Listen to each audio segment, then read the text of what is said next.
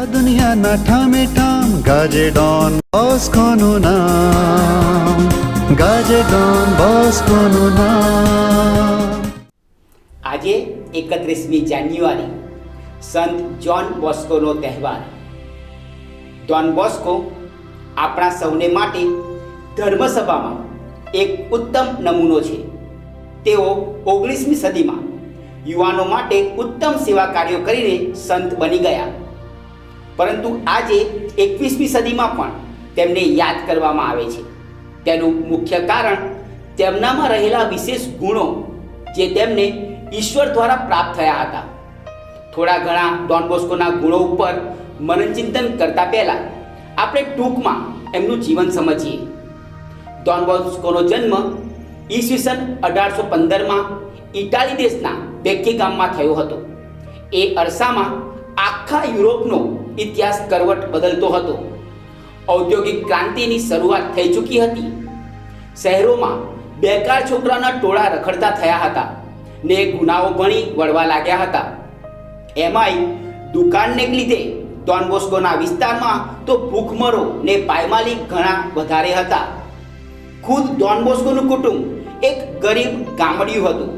થોડા વીઘા જમીન ખેડી ખાતું ને એમાંય ડોન બોસ્કોની 1.5 વર્ષની ઉંમરે ઘરના મોભી એવા બાપનું મરણ થયું.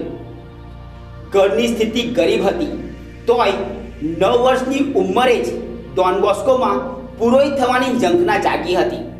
એનું કારણ 1824માં 9 વર્ષની ઉંમરે જે સ્વપ્ન ડોન બોસ્કોએ જોયું હતું તે હતું.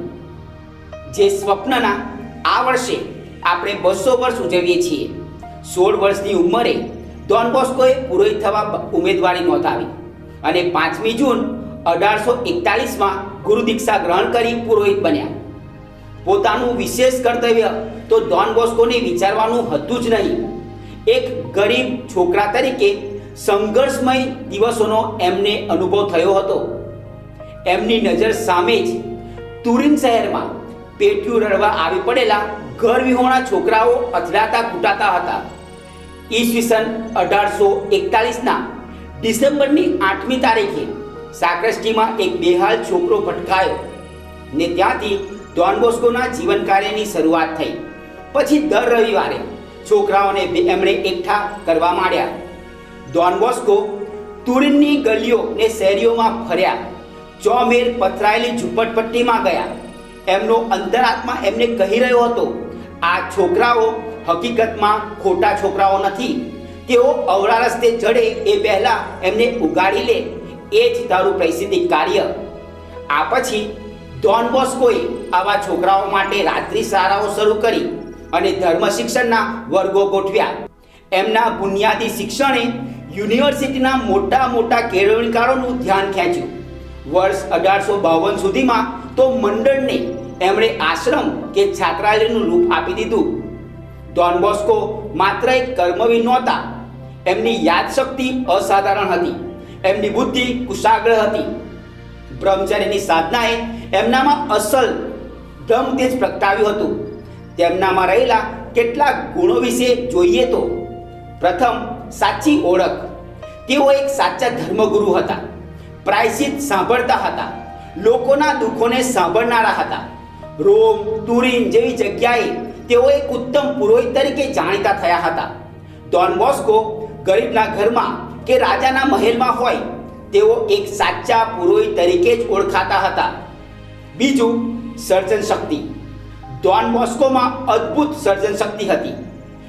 સંત જોસેફ કફાસો તેમના આધ્યાત્મિક માર્ગદર્શન હતા. તેઓ કહેતા, ડોન બોસ્કો મારા માટે એક રહસ્ય છે, કારણ તેમના વિશે હું સમજવાનો પ્રયાસ કરું છું પણ સમજી શકતો નથી, કારણ દર વખતે એમનામાં કંઈક નવું દેખાય છે. ત્રીજું, સર્વાંગી વિકાસ. ડોન બોસ્કો સર્વ પ્રકારના ભેદભાવથી દૂર હતા. તેમના જીવનમાં નાત જાતના ભેદભાવને સહેજે પણ સ્થાન નહોતું. તેમના જીવનમાં આવેલ દરેક યુવાનોનો તેમણે સ્વીકાર કર્યો, સર્વાંગી વિકાસ કર્યો અને તેમને પવિત્રતાની ભેટ આપી. ચોથું, સખત પરિશ્રમી. ડોન બોસ્કો 19મી સદીના મહાન કામદાર હતા. કામ કામ અને કામ. બીજાની ભલાઈ માટે તેઓ હંમેશા કામ કરવા તત્પર રહેતા. સહેજ પણ થાક્યા વગર ઈશ્વરના રાજ્યની ઘોષણા કરવાનું કામ યુવાનો મધ્યે અવિરતપણે ચાલુ રાખ્યું. 5. આશાવાદી. ડોન બોસ્કો આશાવાદી હતા. જીવનમાં ગમે તેટલી કપરી કસોટીઓ, મુશ્કેલીઓ, અડચણો આવ્યા તો પણ તેઓ હસતે મુખે સામનો કરતા રહ્યા. નાનપણથી જ તેઓ આ વાત શીખ્યા હતા. તેઓ હંમેશા આનંદમાં રહેતા અને તેમના સંપર્કમાં આવનાર દરેક યુવાનને પણ આનંદમાં રહેવા આહવાન કરતા. ઈસવીસન 1888ના જાન્યુઆરીની 31મી તારીખે પરમ કૃપાળુ ઈશ્વરે ડોન બોસ્કોને પોતાની પાસે બોલાવી લીધા.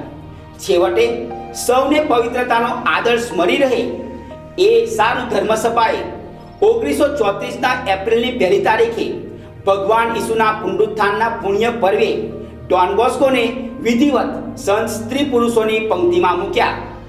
ડોન બોસ્કો માત્ર ઇટાલીના કે યુરોપ ખંડના જ નહીં, બલકે આખી દુનિયાના ને તેમાંય દુનિયાના ગરીબ અને પછાત દેશોના તરછોડાયેલા છોકરાઓને સુખીને ઠરીઠામ થયેલા જોવા માંગતા હતા.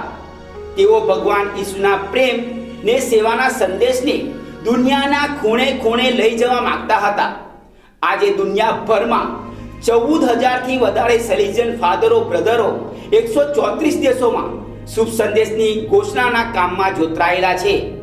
સેલેઝિયન મુંબઈ પ્રાંતમાં આવેલ ગુજરાત રાજ્યમાં વડોદરા, છોટાઉદેપુર, કવાંટ, ડાકોર, નારુકોટ, કપડવંજ અને વિશ્વામિત્રી વડોદરામાં સંત ડોન બોસ્કોની પ્રેરણાને આદેશ અનુસાર હાલમાં સેલેઝિયન ફાધરો અને બ્રધરો ધાર્મિક, શૈક્ષણિક અને સામાજિક પ્રવૃત્તિઓમાં જોતરાયેલા છે. શિક્ષક અને પિતા સંત જોન બોસ્કોનો તહેવાર ઉજવીએ છીએ ત્યારે સંત જોન બોસ્કોએ ઉચ્ચારેલા શબ્દો યાદ કરીએ. મારા જીવનના અંતિમ શ્વાસ સુધી હું ગરીબ યુવાનો ખાતર જીવીશ અને યાદ રાખજો, દિવસ અને રાત, સવાર અને સાંજ અને એક એક ક્ષણે હું જે કંઈ છું તે તમારા માટે જ છું. સંત જોન બોસ્કોએ ચિંધેલા પવિત્રતાના માર્ગમાં ચાલવા અને પવિત્ર જીવન જીવવા સંત જોન બોસ્કોની મધ્યસ્થી દ્વારા ઈશ્વર પિતાને પ્રાર્થના કરીએ. આ દુનિયાના ઠામે ઠામ ગાજે ડોન બોસ્કોનું નામ, ગાજે ડોન બોસ્કોનું નામ.